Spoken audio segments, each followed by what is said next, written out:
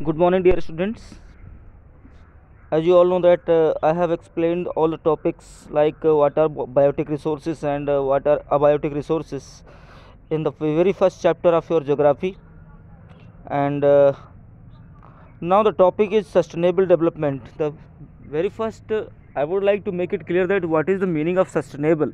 Sustainable वैसे generally तो हम हिंदी में कहते हैं कि धारणीय इसका अर्थ होता है।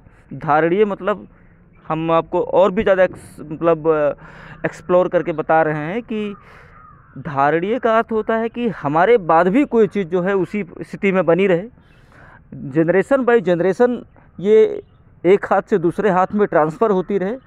ऐसी चीज़ को जो है हम क्या कहते हैं, सस्टेनेबल या फिर धारणीय कहते हैं। तो डेवलपमेंट एंड सस्टेनेबल, अगर इन दोनों वर्ड्स को जो है हम ऐड करें तो क्या होता है, धारणीय विकास होता है।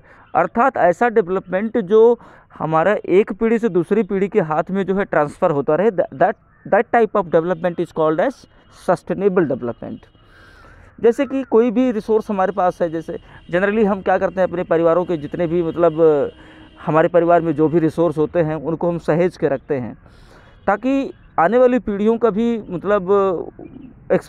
पीढ़ियों को भी उनका जो है लाभ मिल सके, और ताकि हम ऐसा ना करें कि केवल उनका इस्तेमाल हम ही कर ले जाएं और आने वाली पीढ़ी जो है, जैसे हमारे पास मान लीजिए कोई ज़मीन है, कोई ज़मीन का टुकड़ा है जिस पर हम खेती करते हैं। तो अभी आजकल ऑर्गेनिक फार्मिंग की बात चल रही है ताकि जो ज़मीन की फर्टिलिटी है, ज़मीन की जो उर्वरता है वो कम ना हो, वो ख़त्म ना हो जाए। लेकिन अगर हम लगातार जो है केमिकल फर्टिलाइज़र्स को इस्तेमाल करते जाएंगे, लगातार जो है ज़मीन से एक ही प्रकार की फसल का दोहन करते जाएंगे, फसल की जो है क्रॉपिंग करते जाएंगे, तो होगा क्या परिणाम इसका परिणाम ये होगा कि हम अपनी ज़मीन को ऊसर बना देंगे और हमारे आगे आने वाली जनरेशन को जो है उसका लाभ नहीं मिल पाएगा।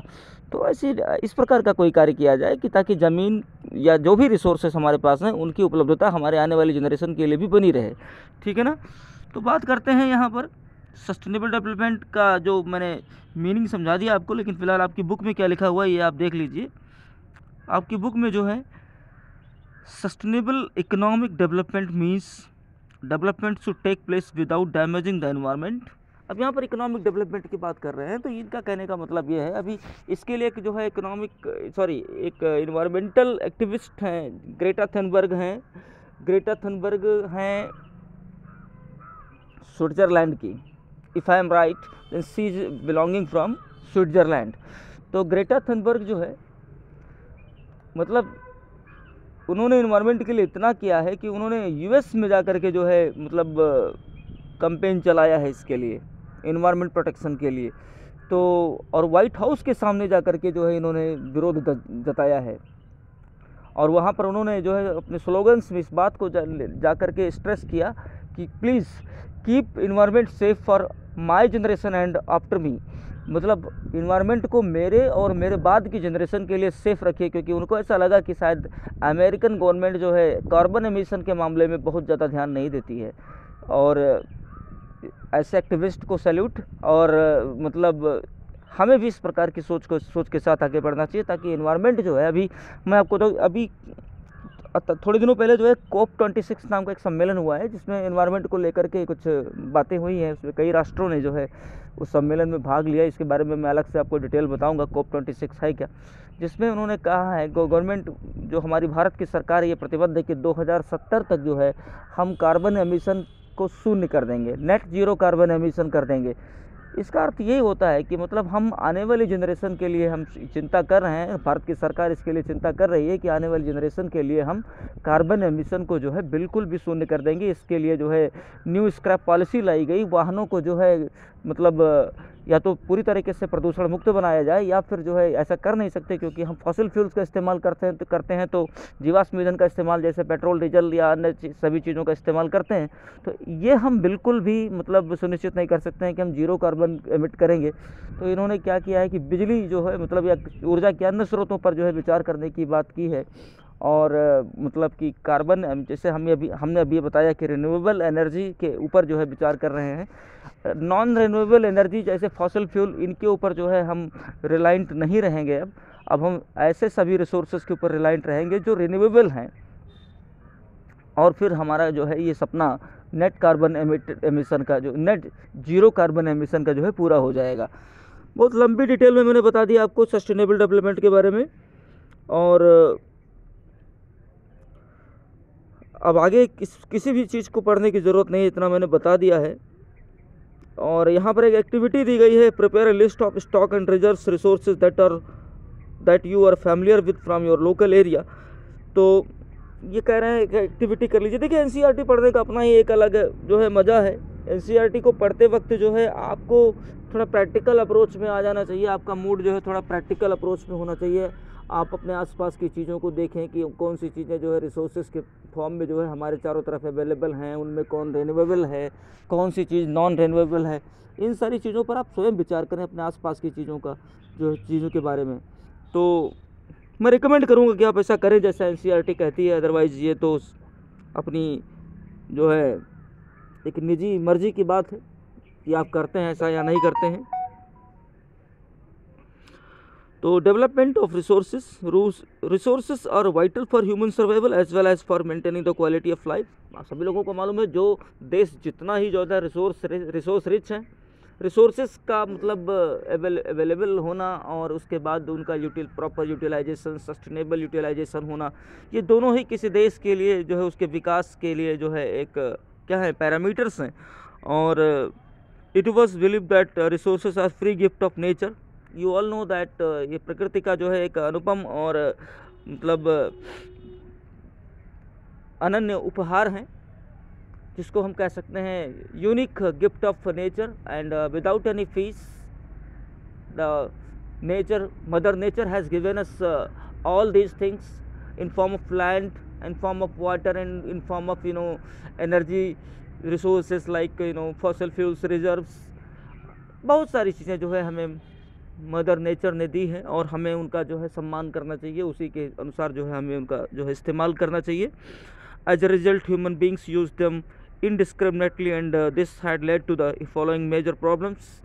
तो as a result human beings use them indiscriminately. लेकिन परिणाम स्वरूप होता क्या है कि हम कभी भी देखिए, हम अपने यहाँ जब जानते हैं कि हमारे यहाँ पानी की कोई जो है कमी नहीं है, फिलहाल ऐसा हम मानते हैं, लेकिन अगर देखा जाए तो जो क्वालिटी ऑफ वाटर है उसकी कमी अभी हमारे यहाँ भी है। अगर आप जो इरिगेशन में जो पानी का इस्तेमाल करते हैं तो कहीं ना कहीं जो है हमेशा हर जगह का पानी भी इरिगेशन लायक नहीं होता है। दूसरी बात है कि इरिगेशन एक तो बहुत बड़ा मुद्दा है, लेकिन उसके साथ साथ एक मुद्दा और है ड्रिंकिंग वाटर का।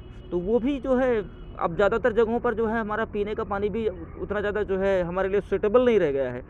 तो लेकिन फ़िलहाल हमने देखा है कि हमारे यहाँ लोग खासकर उत्तर भारत के क्षेत्रों में, राजस्थान के क्षेत्र को छोड़ दिया जाए, जहाँ पर पानी की मतलब बेसिकली कमी है, क्योंकि मैं राजस्थान में रहा हूँ तो मैं उसके बारे में अच्छे से जान सकता हूँ कि पानी क्या होता है। लेकिन मैंने यहाँ पर देखा है कि लोग बस उड़ेलते जा रहे हैं, पानी का जो है नेसेसरी इस्तेमाल कर रहे हैं, गाड़ियों को धोने के लिए न जाने कितना पानी जो है बहा देते हैं। ऐसे ही अननेसेसरी तमाम जो है पानी की बर्बादी होती है। पानी को जो है हमारे यहाँ की सरकारों की तरफ से भी उतना ज़्यादा भी विशेष प्रयास नहीं किया गया है। पानी जैसे बाढ़ आती है तो पानी ही तो होता है उसमें, लेकिन उसको चैनलाइज करने का कोई प्रॉपर तरीका अभी तक डेवलप नहीं कर पाए हैं। नदियों के पानी इधर उधर बह जाते हैं, तमाम डिवास्टेशंस लेकर के आते हैं, विध्वंस करते हैं। उनको चैनलाइज करने की आवश्यकता है और पानी का एक रिज़र्व बनाया जाना चाहिए। वाटर शेड तकनीक को अपना करके जो है अलग अलग क्षेत्रों में जो है पानी को चैनलाइज करना चाहिए। तालाबों को जो है डेवलप करना चाहिए, तालाबों को इम्प्रोवाइज़ करना चाहिए। तमाम प्रकार की एक्टिविटी कर सकते हैं। रिसोर्सेज को हम जो है प्रॉपर यूटिलाइजेशन करने के लिए, और इसी को कहते हैं इनडिस्क्रिमिनेटली। अगर हम ये सारे प्रयास करते हैं तो हम इनडिस्क्रिमिनेट हैं, मतलब हम क्या करते हैं, भेदभाव करते हैं मतलब।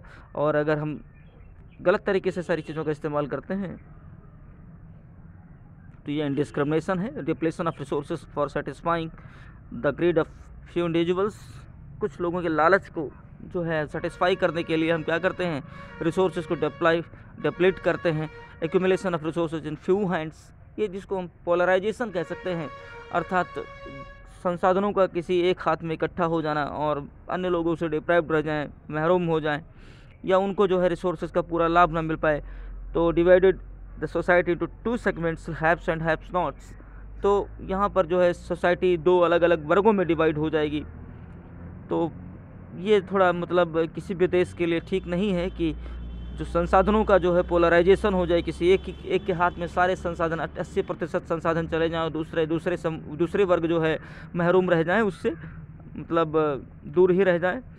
Indiscriminate exploitation of resources has led to global ecological crises such as global warming, ozone layer depletion, environmental pollution and land degradation. Indiscriminate exploitation मतलब होता है भेदभावपूर्ण तरीके से अगर हम सारी चीज़ों का जो है मतलब या मतलब एक ही हाथ में जो है सारी चीज़ों का, सारे संसाधनों का अगर मतलब सेंट्रलाइजेशन हो जाएगा, विकेंद्रीकरण नहीं होगा, ऐसा डिसइंटीग्रेटेड फॉर्म में अगर ये हमें नहीं देख मेरे कहने का मतलब है कि सभी के हाथों में रिसोर्सेज की पहुंच होनी चाहिए। और अगर ये एक ही हाथ में जो है रह जाता है या एक खास वर्ग के हाथों में जो है रिसोर्सेज रह जाते हैं, तो इससे क्या होगा, इससे तमाम प्रकार की समस्याएं जन्म लेंगी। जो सामाजिक समस्याएं हैं और कुछ पारिस्थितिकीय समस्याएं हैं, जैसे global ecological crisis such as मतलब सामाजिक समस्याओं के साथ साथ कुछ पारिस्थितिकीय और इन्वायरमेंटल प्रॉब्लम्स भी जन्म लेंगी, जो बाद में एक सामाजिक समस्या बन जाएंगी और देशों के लिए एक चुनौतियाँ भी बन सकती हैं। जैसे ग्लोबल वार्मिंग का रिजल्ट आप जानते ही हैं क्या होता है। अगर आप पढ़े होंगे पहले से ग्लोबल वार्मिंग, हम इस सारे टॉपिक्स के बारे में अलग से जो है वीडियो देंगे आपको अगर पॉसिबल होगा तो। और ग्लोबल वार्मिंग जिससे जो है तमाम विसंगतियां आ जाती हैं स्वास्थ्य से संबंधित, और क्लाइमेटिक जो है डिस्टर्बेंसेस होते हैं। ओजोन लेयर डिप्लीशन जो बहुत ही महत्वपूर्ण जो है एक लेयर है स्ट्रेटोस्फेयर में, वो डिप्लीट होनी शुरू हो जाती है। इन्वायरमेंटल पोल्यूशन मतलब क्या कहते हैं, वातावरणीय प्रदूषण, और लैंड डिग्रेडेशन अर्थात भूमि क्षय, इन सारी चीज़ों के जो है तमाम डिस्टर्बेंसेस बन जाते हैं। और एक्टिविटी दी गई है, तो imagine if the oil supply gets exhausted one day, how would this affect our life style. इन्होंने आपको जो है इमेजिन करने के लिए कहा है, और इसको अगर आप चाहें तो लिख भी सकते हैं, और इसको लिखते रहिए। मैं जैसे ही जो है हम लोग आपसे ऑफलाइन आएंगे तो आपका ये सब देखेंगे कि आप लोग कितना काम कर रहे हैं इसके लिए। और सपोज एक दिन जो है ऑयल सप्लाई बंद हो जाए तो हमारा जीवन कैसे होगा, इसको करेंगे आप लोग। उसके बाद जो है आगे की बातें आगे के वीडियो में हम करेंगे। Thank you guys, thank you very much.